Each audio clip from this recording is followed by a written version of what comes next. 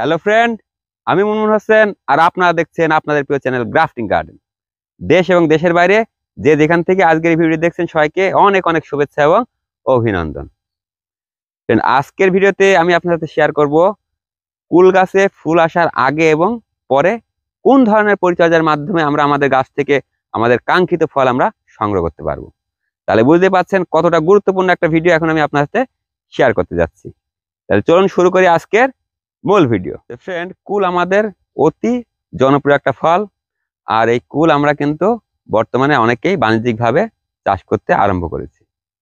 তো কুল গাছে সাধারণত যে সমস্ত পরিচর্যাগুলা অত্যন্ত অত্যন্ত গুরুত্বপূর্ণ সেইগুলাই কিন্তু আজকে আমি আপনার সাথে শেয়ার করতে চলেছি। তো ফ্রেন্ড, সেপ্টেম্বরের মাঝামাঝি থেকে কিন্তু সাধারণত আমাদের কুল গাছগুলাতে এই ধরনের ফুল আসা আরম্ভ করে।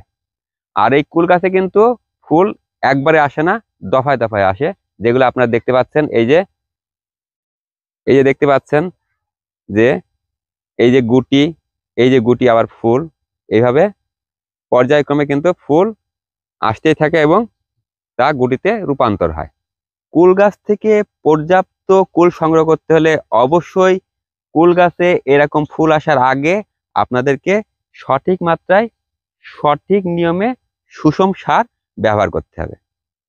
আপনারা যদি বাণিজ্যিকভাবে কুল চাষ করেন, যদি ছাদ বাগানে কুল চাষ করেন, সেক্ষেত্রে অবশ্যই এই সুষম মাত্রায় সার প্রয়োগের দিকে আপনাদের বিশেষভাবে গুরুত্ব দিতে হবে। তাহলে আপনারা আপনাদের বাগানে এই ধরনের পর্যাপ্ত কুল আপনারা দেখতে পাবেন এবং প্রচুর প্রচুর কুল আপনারা আপনাদের গাছ থেকে সংগ্রহ করতে পারবেন, যা থেকে আপনারা পর্যাপ্ত অর্থ সংগ্রহ করতে পারবেন এবং আর্থিকভাবে সচ্ছলতা লাভ করবেন। কুল হচ্ছে অধিক ফুল এবং ফলের ফসল, আর অধিক ফুল এবং ফলের ফসলের সবচেয়ে বেশি প্রয়োজন ফসফরাস, নাইট্রোজেন, পটাশিয়াম। তাই আমাদের গাছ থেকে পর্যাপ্ত কুল সংগ্রহ করতে হলে অবশ্যই আমাদের গাছের খাদ্য হিসাবে ফসফরাস, পটাশিয়াম, নাইট্রোজেনের উপস্থিতি সঠিক মাত্রায় নিশ্চিত করতে হবে। আর এই কারণে প্রতি 1 বছর বয়সী একটি কুল গাছের জন্য 500 গ্রাম টিএসপি, 300 গ্রাম এমওপি পটাশ, 300 গ্রাম ইউরিয়া ভালোভাবে মিশিয়ে 3 কিস্তিতে গাছের গোড়ায় ভালোভাবে মাটি আলগা করে প্রয়োগ করতে হবে। আর প্রথম কিস্তি অবশ্যই আগস্ট মাসের 15 থেকে 20 তারিখের ভিতরে দেওয়ার জন্য চেষ্টা করতে হবে। তো ফ্রেন্ড, গাছে ফুল থাকা অবস্থায় আপনারা কিন্তু কোনো ধরনের কীটনাশক আপনারা আপনাদের বাগানে ব্যবহার করবেন না। আপনারা দেখতে পাচ্ছেন যে এই বাগানটাতে কিন্তু পর্যাপ্ত ফুল আমরা দেখতে পাচ্ছি, আর এই ফুলে কিন্তু আমরা দেখতে পাচ্ছি যে প্রচুর মৌমাছি, বিভিন্ন প্রজাপতি এবং বিভিন্ন পোকামাকড়, আর এই পোকামাকড় গুলাই কিন্তু এই কুল গাছের ফুলের সঠিক পরাগায়ন ঘটায়। আমরা যদি এই সময় কোনো ধরনের কীটনাশক ব্যবহার করি, কীটনাশক ব্যবহার করার ফলে এরা কিন্তু আপনার বাগান থেকে সরে যাবে। এর ফলে আপনার কুল গাছের ফুলের সঠিক পরাগায়ন কিন্তু হবে না, ফলে আপনার কুল গাছের কুলের ফলন মারাত্মকভাবে ব্যাহত হবে, আপনি আর্থিকভাবে ক্ষতিগ্রস্ত হবেন। কুল গাছে ফুল আসার পর যখন গুটি সেট হয় সেই সময় কিন্তু আমরা একটা সমস্যার সম্মুখীন হই, আর সেটা হচ্ছে কুল গাছের গুটি ঝরে যাওয়া। এই সময় আমরা দেখি কিন্তু আমাদের কুল গাছের অনেক গুটি কিন্তু হলুদ হয়ে ঝরে যায়। তা কুল গাছে গুটি ঝরার কিছু প্রাকৃতিক কারণ আছে, যেগুলা হচ্ছে গাছ যদি সঠিক সুষম খাদ্য যদি না পায়, সেক্ষেত্রে প্রাকৃতিকভাবেই গাছ কিন্তু তার কিছু গুটি অলরেডি ঝরিয়ে দেয়। তা আমাদেরকে অবশ্যই লক্ষ্য রাখতে হবে যে আমাদের গাছের যে গুটিগুলা হলুদ হয়ে ঝরে যাচ্ছে, এইগুলা কি প্রাকৃতিক নিয়মে ঝরে যাচ্ছে নাকি কোনো রোগ বা পোকার আক্রমণে ঝরে যাচ্ছে। তো সেক্ষেত্রে আমাদেরকে লক্ষ্য রাখতে হবে যে আমাদের এই যে গুটিগুলো আমরা দেখতে পাচ্ছি, এই গুটিগুলাতে কোনো ধরনের পোকা বা ছত্রাকের আক্রমণ হয়েছে কিনা, যার ফলে আমাদের গুটিগুলা হলুদ হয়ে ঝরে যাচ্ছে। তো সেক্ষেত্রে আপনারা লক্ষ্য করবেন যে আপনাদের গাছে কোনো ধরনের মিলিবাগের আক্রমণ হয়েছে কিনা।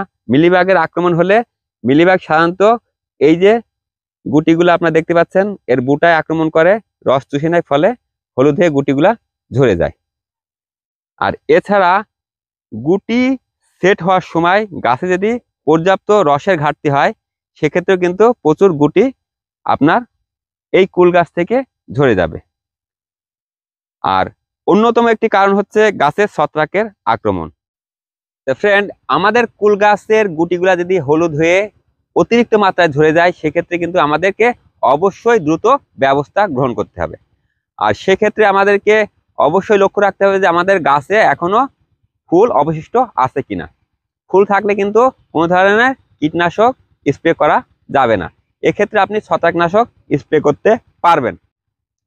তো ফ্রেন্ড, গাছের গুটিগুলা যদি হলুদ হয়ে ঝরে যায় এবং গাছে যদি কোনো ধরনের ফুল অবশিষ্ট না থাকে, সেক্ষেত্রে আপনারা ইমিডাক্লোপিড গ্রুপের অথবা সাইফারমেথ্রিন গ্রুপের যে কোনো কীটনাশক সহ কার্বনডাইজিম গ্রুপের ছত্রাকনাশক একত্রে প্রতি 1 গ্রাম 1 লিটার পানিতে ভালোভাবে মিশিয়ে সমস্ত গাছ ভিজিয়ে অবশ্যই স্প্রে করবেন।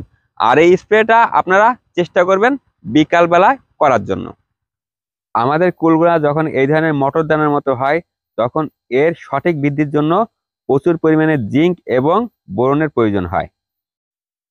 তাই কুলের সঠিক বৃদ্ধির জন্য অবশ্যই আমাদেরকে সঠিক মাত্রায় জিঙ্ক এবং বোরন প্রয়োগ করতে হবে। সেক্ষেত্রে আপনারা চাইলে সিলেক্টেড জিঙ্কও ব্যবহার করতে পারেন।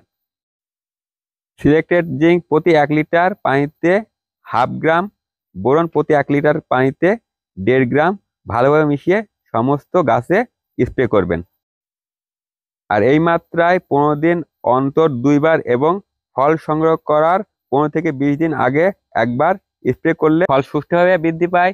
ফলে কোনো ধরনের বিকৃতির আকার হয় না, ফল ফেটে যায় না, ফলে কোনো কালো স্পট পড়ে না। আর এই কারণে বাজারে চাহিদা থাকে প্রচুর।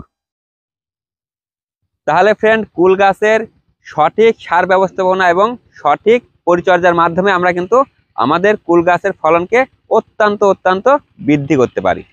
আর এর ফলে আমরা এর থেকে পর্যাপ্ত কুল সংগ্রহ করতে পারবো, যা থেকে আমরা অধিক হারে অর্থ উপার্জন করে স্বাবলম্বী হতে পারবো। তাহলে ফ্রেন্ড, এই ছিল আজকের ভিডিওতে। ভিডিওটি ভালো লাগে থাকলে অবশ্যই লাইক করবেন, বন্ধুদের সাথে শেয়ার করবেন। আর আপনাদের মতামত কোনো কিছু জানতে হলে অবশ্যই কমেন্ট করবেন। আর যারা আমার চ্যানেলটি এখনো সাবস্ক্রাইব করেননি, অবশ্যই সাবস্ক্রাইব করবেন। আবার দেখা হবে পরবর্তী ভিডিওতে। সে পর্যন্ত ভালো থাকুন, সুস্থ থাকুন। ধন্যবাদ।